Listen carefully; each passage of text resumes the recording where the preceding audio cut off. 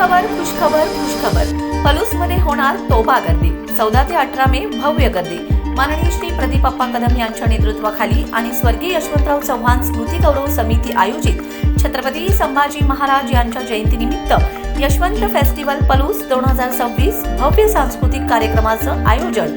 Shopping महोत्सव, food festival, मोफत fun fair, भव्य सांस्कृतिक कार्यक्रम, आकाश पाळणा, ब्रेक डान्स, क्रॉस आदींसह 15हून अधिक खेळ व सांस्कृतिक कार्यक्रमांचे भरगच्च आयोजन.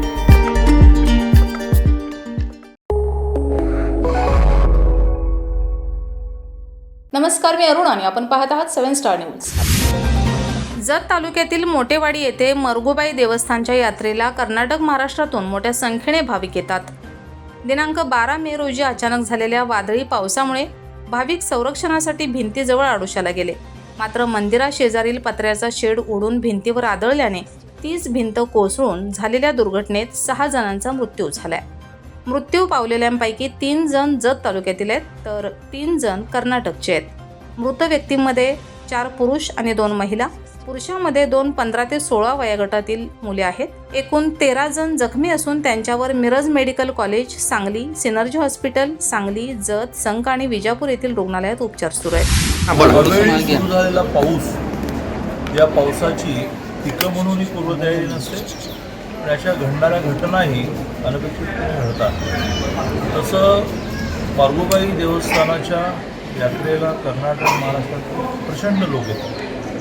यात्रेच्या दिवशी गर्दी असते पण ती बरेच दिवस चालूच राहते. कालही अशा प्रकारे तिथले लोक एकत्र आले. अवेळी पाऊस आला, कोणाची तयारी नसेल, छत्री म्हणून आडोशाला जातो. आडोसाच पडेल कोणाच्याच कल्पनेत नव्हतं. त्यामुळे त्या आडोशाची भिंत कोसळून 6 जण मयत झाले. 3 जत तालुक्यातले, 3 कर्नाटकातले. कर्नाटकातून खूप मोठा फ्लो त्या यात्रेला आहे. मयतांमध्ये 4 पुरुष आणि 2 महिला. पुरुषांपैकी पुन्हा 2 लहान मुलं आहेत, 14-15 वयोगटात, एकदम वयस्कर आहेत. 13 जण जखमी स्थितीमध्ये वेगवेगळ्या ठिकाणी आहेत.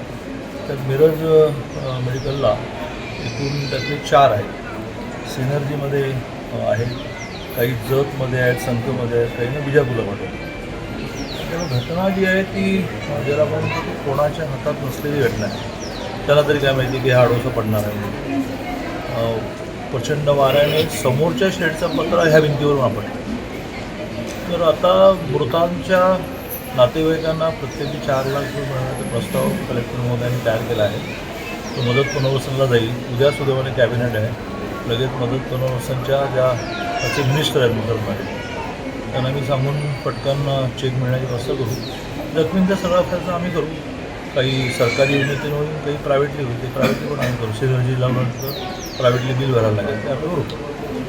आणि त्यामुळे अशा प्रकारच्या दुर्घटनानंतर लगेच मदत मिळणं. काल सगळी महसूल आणि पोलीस यंत्रणा प्रसंगाच्या ठिकाणी होती. भराभर शिफ्टिंग झालं आहे. यात जे जे करावं लागेल ते टाकून काढ. जत तालुक्यामध्ये आसंगी तुर्कजवळ मोठेवाडी नावाचे गाव आहे. या गावामध्ये मरगुबाईचं प्रसिद्ध मंदिर आहे. महाराष्ट्र आणि कर्नाटकातील लोक यात्रेच्या दिवशी लाखोच्या संख्येने येतात, परंतु आठवड्यातले 3-4 दिवस या यात्रा सुरूच असतात. आणि तशाच पद्धतीची काल दरीबडची गावातील किंवा अन्य परिसरातल्या लोकांच्या यात्रा तिथं होत्या. आणि यात्रेच्या दरम्यानच पाऊस यायला सुरुवात झाली. पाऊस आल्यानंतर लोक आडोशाला जाऊन सगळी बसली, परंतु सोसाट्याचा वारा सुटल्यामुळं तिथलं एक शेड उचलून त्या भिंतीवरती पडलं आणि संपूर्ण भिंत जी लोक त्या आडोशाला बसली होती त्यांच्या अंगावरती पडली आहे. त्यामध्ये अत्यंत दुर्दैवी घटना अशी घडली की 6 लोक जाग्यावरतीच मयत झालेले आहेत. त्यामध्ये 4 लोक महाराष्ट्रातील आहेत. दरीबडचीचा एक मयत आहे आणि पांडोजरी नावाचं गाव आहे, तिथं कोकरे वस्ती आहे. त्या कोकरे वस्तीवरची 3 लोकांचं दुर्दैवी निधन या घटनेमध्ये झालेलं आहे. जवळपास 13 लोक जखमी आहेत. त्यापैकी 4 लोक इथं मिरज मेडिकल कॉलेजच्या हॉस्पिटलला ॲडमिट आहेत. त्यांची विचारपूस आता माननीय पालकमंत्री महोदय, माननीय कलेक्टर सांगली, माननीय SP सांगली यांनी आता केलेली आहे. दुसरे पेशंट सिनर्जीला डॉक्टर आळणी साहेबांच्या हॉस्पिटलला ॲडमिट आहेत. काही लोक जतमध्ये, काही लोक संकला आणि विजापूरची काही लोक असल्यामुळं काही लोक विजापूरला तिकडं दवाखान्यात शिफ्ट केलेले आहेत.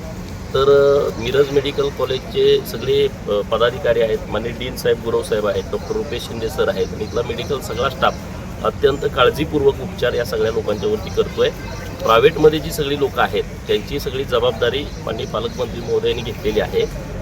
ज्या लोकांचं दुर्दैवी निधन झालं आहे त्यांना आम्ही भावपूर्ण श्रद्धांजली अर्पित करतो. आता ह्या झालेल्या घटनेला आम्ही काही करू शकत नाही, परंतु सरकारच्या माध्यमातून त्यांना मदत मिळवून देण्याच्या दृष्टिकोनातून आज माननीय कलेक्टर सांगली तात्काळ त्यांना मदत मिळण्याच्या संदर्भातला एक प्रस्ताव आज सरकारकडे पाठवणार आहेत. उद्या कॅबिनेट असल्यामुळं उद्या माननीय पालकमंत्री चंद्रकांत दादा आणि मी माननीय मकरंद पाटील साहेब ज्यांच्याकडे हे खातं आहे मदत पुनर्वसन, त्यांना भेटून ही मदत मिळण्याच्या दृष्टिकोनातून प्रयत्न करणार आहे. Bureau report 7 star news.